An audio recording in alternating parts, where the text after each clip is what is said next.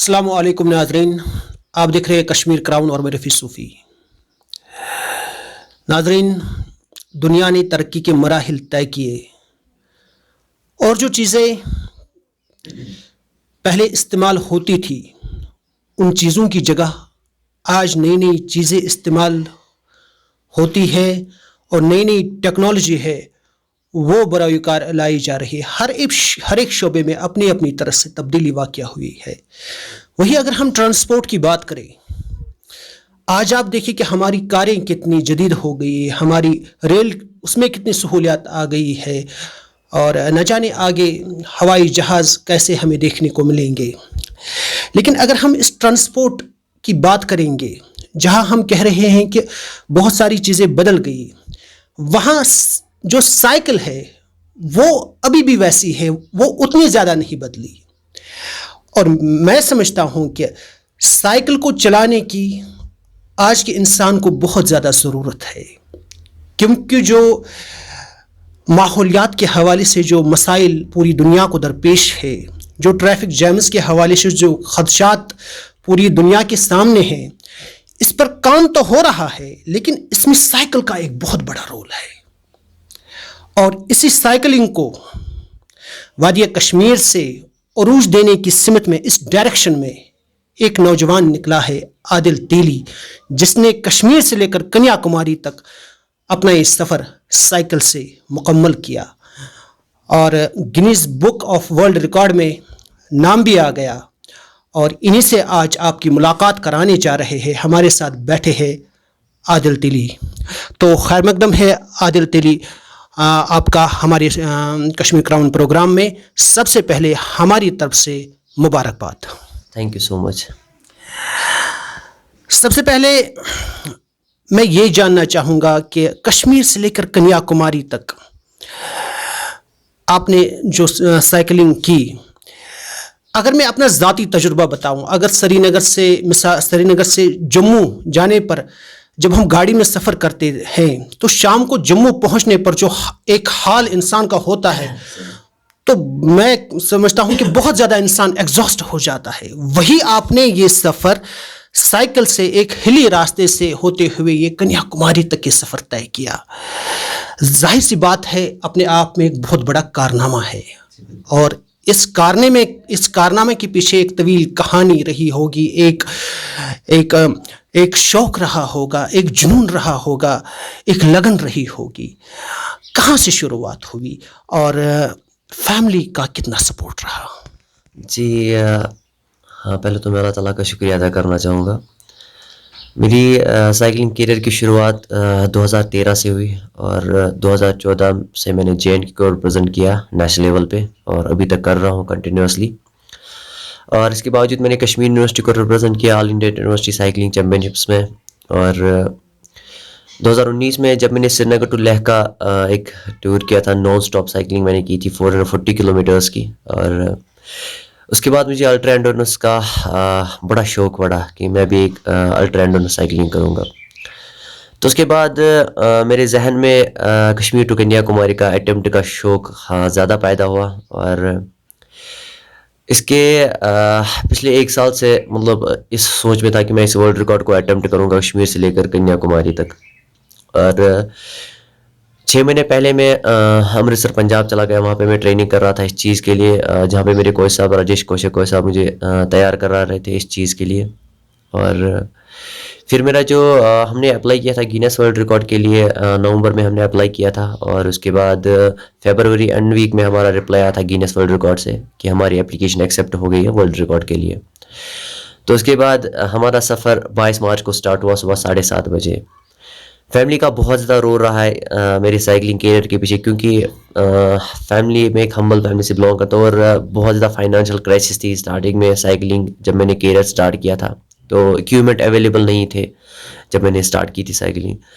और मेरा जो ये सफ़र था 22 मार्च को स्टार्ट हुआ सुबह 7:30 बजे। मेरा जो हमारे डिवीज़न कमिश्नर कश्मीर है उन्होंने मेरा फ्लैग ऑफ किया था और उस दिन बहुत ज़्यादा बारिश पड़ रही थी कश्मीर में। और जब मैंने कश्मीर से लेकर जम्मू तक का जो सफ़र था, सबको पता ही है श्रीनगर जम्मू का हाईवे कैसा रहता है और दिन भर बारिश पड़ रही थी। और बारिश के बावजूद जब मैं चल रहा था और सबसे अहम बात मैं यहाँ पे बता दूँ, ड्यूकॉम ने, एलजी साहब ने बहुत ज़्यादा हेल्प किया हमें, क्योंकि हमें जो अभी टनल इनॉग्रेट भी नहीं हुई है, हमें वहाँ से परमिशन मिली जाने के लिए। और जो काजीगुंड से लेकर बानीहाल तक की जाती रास्ता जाता है, वहाँ से जो टनल बनी है वहाँ से हमें छोड़ा गया। और जो बानीहाल का और जम्मू का रास्ता रहा, बड़ा कठिन रहा, क्योंकि रास्ते में बहुत ज़्यादा छोटी छोटी लैंडस्लाइड्स आ रही थी और श्रीनगर जम्मू हाईवे पे बहुत ज़्यादा पानी आ रहा था नीचे, ताकि मुझे, जब मैं चल रहा था 2-3 जगह पे मुझे पंचर्स हो गए इस छोटे छोटे पत्थर जो रास्ते पे थे। बट मेरे दिमाग में एक ही जुनून था कि मुझे इस वर्ल्ड रिकॉर्ड को ब्रेक करना ही है। तो उसके बाद जब मैंने जम्मू क्रॉस किया तो पंजाब की ओर चला गया, और वहाँ पे भी कंटिन्यूसली बारिश हो रही थी, बहुत ज़्यादा डिस्टर्ब किया मुझे बारिश ने उस दिन। और उसके बाद जब से दिल्ली की ओर गया, और दिल्ली के बाद जैसे आगरा की ओर चला गया, मतलब ये मतलब जब जगह आने लगे जहाँ से गर्मी होना स्टार्ट हो रहा था। और जब मैं दिल्ली के बाद जैसे आगरा आया, उसके बाद जो बाकी स्टेट से मैं गुजरा, जैसे ग्वालियर, सागर और नागपुर, तो अभी बाकी स्टेट्स में हैदराबाद, बेंगलोर, इन स्टेट्स में जैसे मैं गया और साउथ साउथ स्टार्ट हो गया, तो वहाँ से गर्मी बहुत ज़्यादा बढ़ने लगी। मतलब जब मेरा चौथा दिन शाम को स्टार्ट हो गया था, तो नीज़ पे स्वेलिंग आना स्टार्ट हो गया। तो बहुत ज़्यादा स्वेलिंग हो गई थी नीज़ पे, तो देखना भी मुश्किल हो रहा था उसकी तरफ। तो मतलब बहुत बार दिमाग में आया कि शायद नीज़ में प्रॉब्लम ना हो जाए, तो मुझे क्वाइट करना चाहिए। तो लेकिन जब मेरा फ्लैग ऑफ हो गया था, तो मेरे माँ बाप सुबह फ्लैग ऑफ के टाइम आए थे। तो जब मेरा स्टार्ट हो गया जर्नी, तो उन्होंने मुझे गले पकड़ा और बहुत ज़्यादा रोया। तो क्योंकि माँ बाप के आंसू बहुत ज़्यादा कीमती होते हैं। और उसके बाद जब मैं चलता गया, वो आंसू मुझे हमेशा चेहरे के सामने आते थे, और वो चीज़ मुझे रोकने नहीं देती थी कि मैंने बहुत ज़्यादा स्ट्रगल सामने आ रही थी, माँ बाप के आंसू सामने आ रहे थे। तो मैंने इस राइड को कंटिन्यूअसली किया फिर आगे जाके। कश्मीर से लेकर कन्याकुमारी तक तरह तरह के मौसम, क्या किसी तेज़ बारिश ने, किसी तेज़ आंधी ने, किसी मौसमी सूरत हाल ने आपके हौसले तो पस्त नहीं किए, जब आपको ऐसा लगा हो कि मैंने किस काम के साथ ये दो दो हाथ कर लिए? क्या कोई ऐसी सूरत हाल इस दौरान पेश तो नहीं आई? देखिए, जब मैं साउथ में चल रहा था, गर्मी ऑलमोस्ट 41 के करीब थी, और उसमें मैं राइड कर रहा था। जो मेरे क्रू मेंबर्स थे पीछे, और उनका बहुत ज़्यादा रोल रहा इस पूरे जर्नी में, इस अटेम्प्ट में। वो मुझे टॉवल गीली करके दे रहे थे ताकि मैं गर्दन पे रखूं, थोड़ा सा रिलैक्सेशन मिल जाए, लेकिन विद इन 5 मिनट्स में वो टॉवल सूख जाती थी। इतनी ज़्यादा गर्मी को फेस करना पड़ा। और मेरे जो मेरे जूते पहने हुए थे, मतलब इतने गर्म हो रहे थे, मुझे कंटिन्यूसली 10 मिनट बाद पानी डालना पड़ रहा था जूते में, ताकि थोड़ा रिलैक्सेशन मिल जाए, मतलब पैरों को। लेकिन मेरे दिमाग में एक ही टारगेट था कि मुझे इस वर्ल्ड रिकॉर्ड को बीट करना है, तो मुझे रोकना नहीं होगा। तो मैंने कंटिन्यूसली राइड करता गया। ऑलमोस्ट यहाँ पे मैं बता दूं, मैंने जो 20 घंटे में से सिर्फ 2 घंटे की नींद की है, और जो मेरे बाकी के 2-2.5 घंटे होते थे, उसमें मैं पावर नैप का रेस्ट लेता था, जैसे मैं फिजियो तैयार करता, क्योंकि जब मुझे लगता था कि मेरी बॉडी अब टाइट हो रही है, मुझे फिजियो की ज़रूरत है, तो तब मैं पावर नैप लेता था 45 मिनट्स का, ताकि मुझे फिजियो तैयार कर सके और मैं फिर से राइड कंटिन्यूसली कर सकूँ।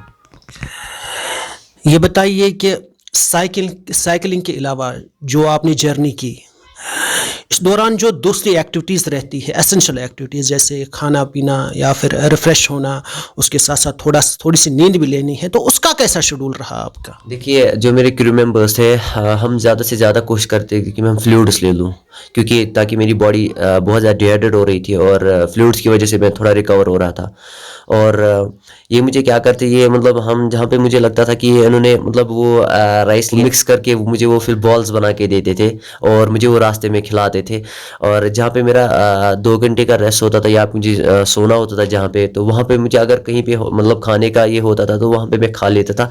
बाकी जहाँ पे मैं चलता था, जूसेस, मतलब वाटर, और बाकी जितने भी मतलब फ्लूइड्स रहते थे, वो मुझे मतलब ऑन द वे देते थे। ये बताइए कि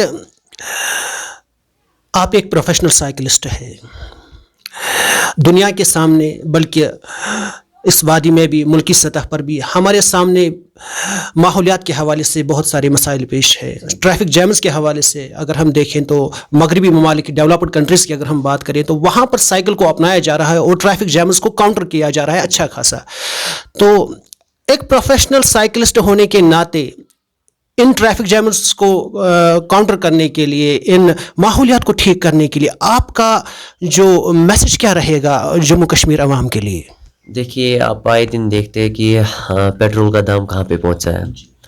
तो बहुत ज़्यादा गाड़ियाँ भी चल रही है और मतलब अगर इंसान सुबह ऑफिस निकलता है तो इतना ज़्यादा ट्रैफिक जैम रहता है कि इंसान को पहुँचते पहुँचते ही आधा दिन निकल जाता है। तो अगर वो सारे साइकिल को यूज़ करेंगे, साइकिल को अपनाएंगे, मे बी एक तो वो एयर पोल्यूशन से बच जाएंगे और जितने भी पेट्रोल के खर्चा आते हैं उससे भी बच पाएंगे। और सबसे मेन चीज़ क्या रहेगी, जो उनकी सेहत है उस पर कोई असर नहीं आएगा। उनकी सेहत है, वो मेंटली फिट रह सकते हैं, हेल्दी रह सकते हैं साइकिलिंग करने की वजह से।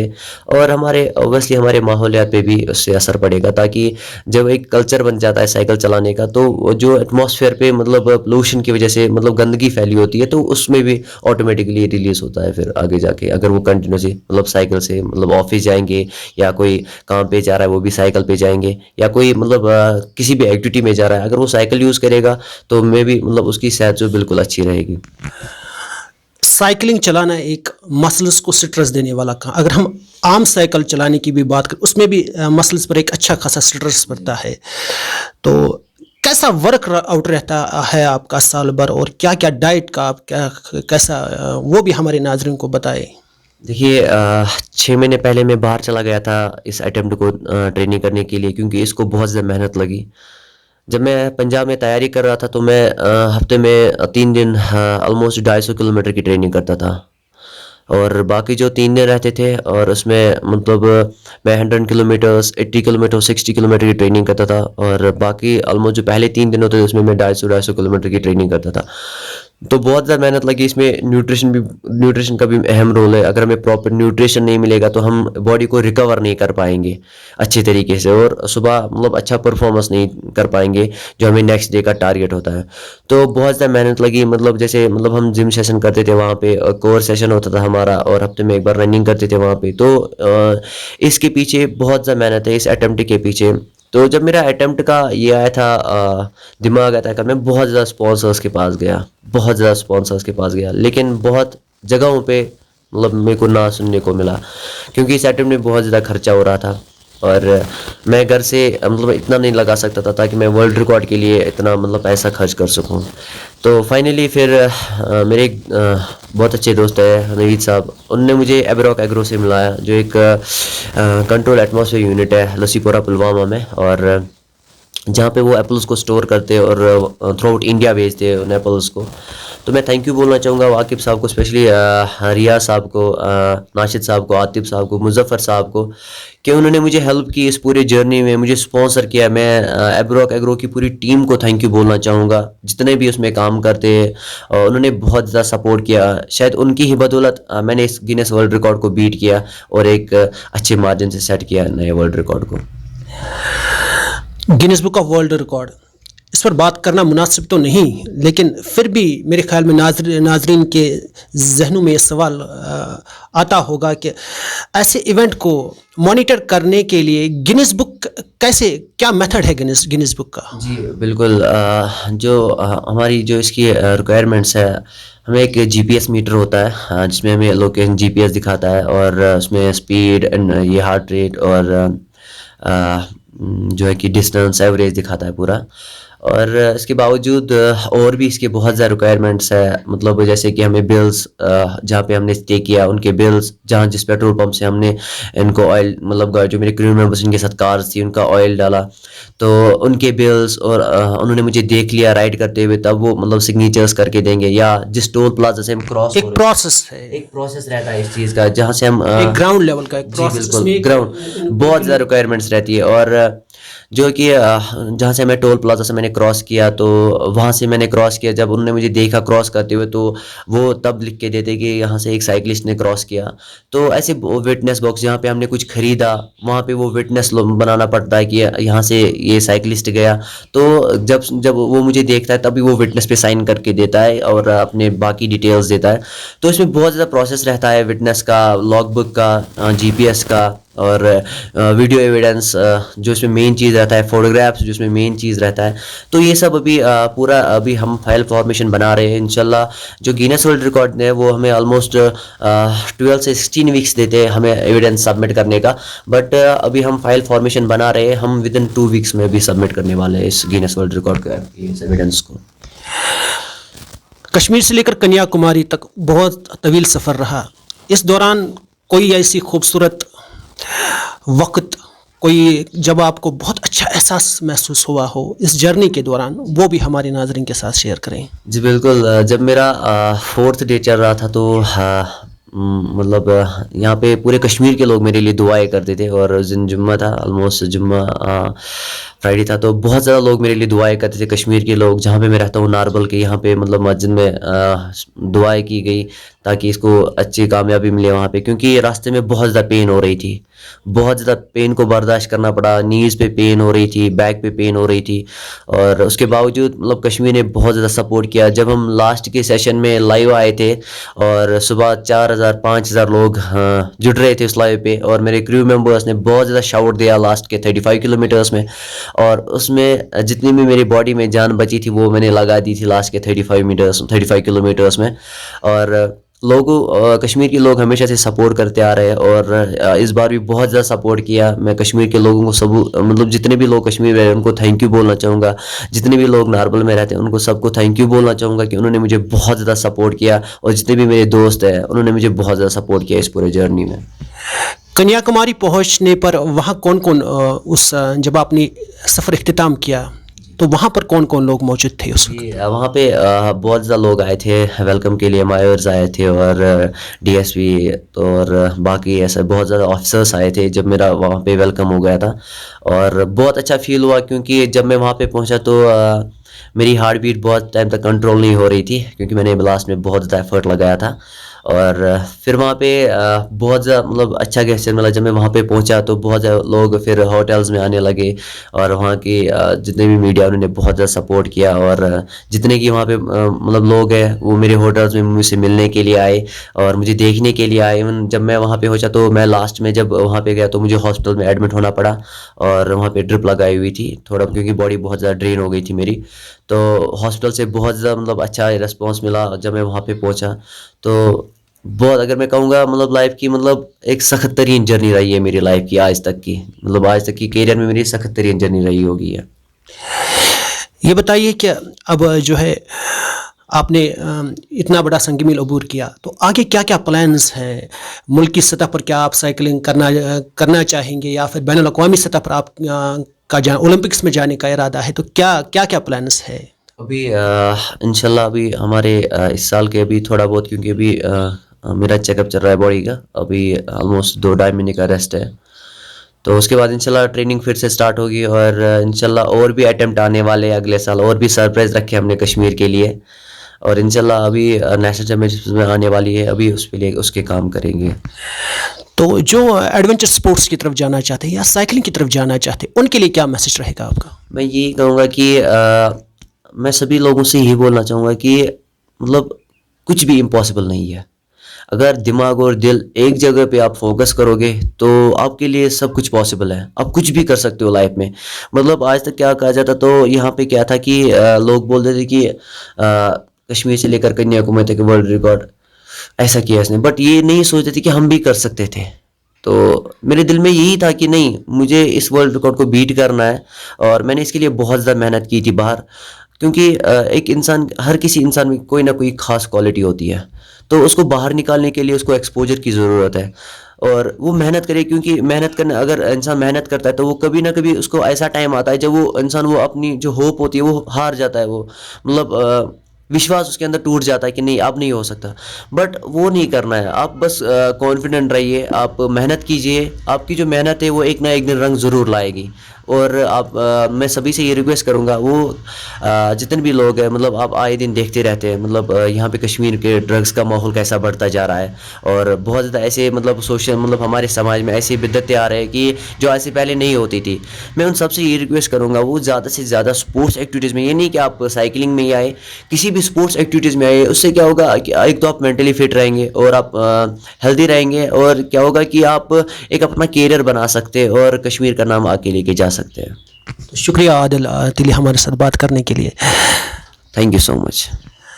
नाजरीन, तो इनका यही कहना था, आदिल का यही कहना था कि कोई भी स्पोर्ट्स जो आजकल हम ड्रग्स देख रहे हैं नौजवानों में, तो कोई भी स्पोर्ट, कोई भी चीज़ इंसान को जो है उसे बिजी रख सकती है, उसे बहुत ज़्यादा खुशी दे सकती है, उसे बहुत ज़्यादा इत्मीनान दे सकती है, उसे आगे ले जा सकती है। तो इसी मैसेज के साथ दीजिए कश्मीर क्राउन से रफ़ी सूफ़ी को इजाज़त। अल्लाह आपका और हमारा हाफ़िज़ व नासिर हो।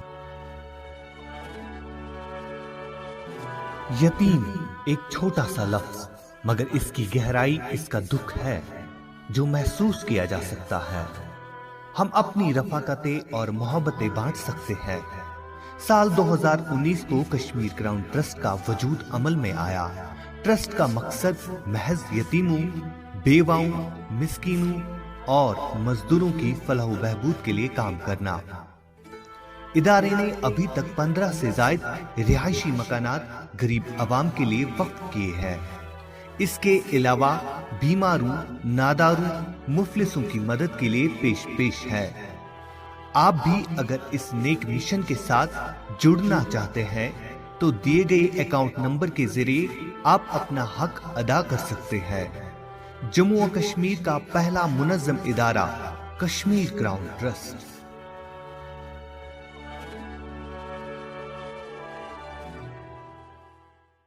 प्रिय बहनों, हर लड़की चाहती है कि वो बिना किसी रुकावट के आगे बढ़े, लेकिन क्या पीरियड्स में आप आगे बढ़ने से कतराती हैं?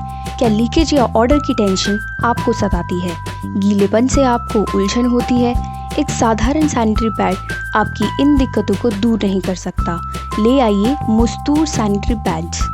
इसके अल्ट्रा सॉफ्ट कुशंस इरिटेशन से बचाए, ऑर्डर लॉक जेल फॉर्मूला रोके किसी भी तरीके के ऑर्डर को और पूरे 100% तक सोके वेटनेस को, ताकि आप रहें एकदम बेफिक्र।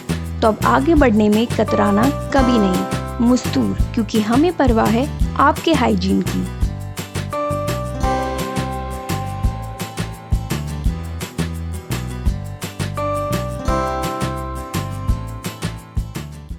KLM International School, Defence Road, Mamoon, Pathankot. Situated at the foothills of Shivalik, the school is pioneer of quality education and academic excellence. The school has fully functional and well-equipped smart classes, music rooms, dance room, art gallery, hockey club and sports club. Myself Tenzin from Leh Ladakh. I'm studying in KLM International School. The KLM International School is one of the best schools in whole Punjab for girls. They not only support us in studies, but they also motivate us in sports, cultural activities and many activities. At last, I would like to say that join KLM family and make your future bright. Thank you. We also have well-equipped laboratories like computer lab, physics labs, maths lab, home science lab. Fully well-furnished and air-conditioned rooms are available separately for boys and girls. The school also offers you mess faculty where delicious and nutritious food is served.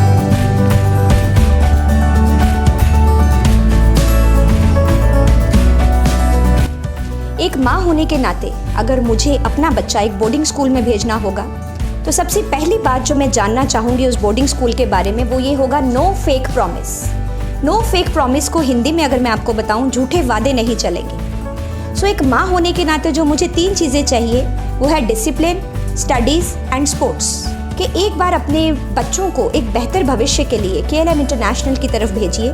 खुद आके देखिए कि boarding की studies आपके बच्चों के लिए क्यों इम्पॉर्टेंट है, क्यों एक रूटीन में पढ़ाई ज़रूरी है। तो इंशाल्लाह आपके बच्चे का भविष्य बहुत ही ज़्यादा सुरक्षित रहेगा और इसके लिए आपको एक बार स्कूल में विजिट करना बनता ही है। For admissions from nursery to +2 all streams, kindly contact 92165 04779 and 92165 05779.